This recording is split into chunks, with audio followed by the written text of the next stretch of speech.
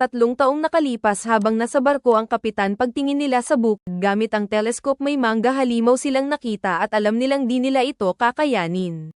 Sa mundong to, may mga pintuang bigla na lang lumilitaw. Tinatawag itong mga gate, daan papunta sa mga dungeon na pan ng halimaw at matinding panganib. Kapag hindi ito na-clear, lalabas ang mga halimaw at maaaring wasakin ang mundo ng mga tao.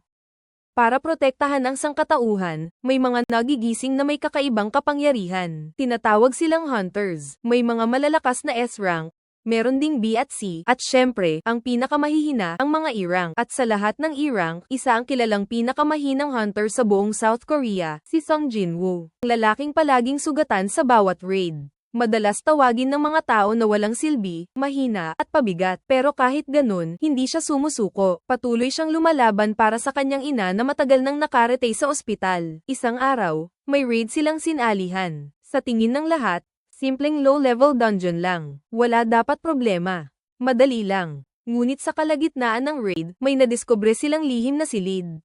Pagpasok nila, unti-unting nagbago ang paligid. Mga dambuhalang batong estatwa na tila babuhay at nakatingin sa kanila. Sa gitna ng silid, may isang trono, at nakaupo rito ang hari ng mga estatwa. Dito nagsimula ang trahedya. Bigla na lang gumalaw ang mga estatwa at isa-isa nilang pinagpapatay ang mga hunters. May tinusok, may tinaga, at ang iba, walang nagawa kundi ang tumakbo. Gulat at takot ang bomb-alot sa lahat. Si Jin-woo, kahit sugatan at halos hindi na makatayo, pinilit pa ring iligtas ang iba, hanggang sa siya na lang ang natira.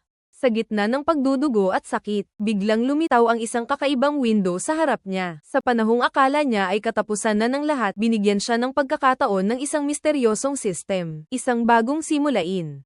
Ito ang solo leveling.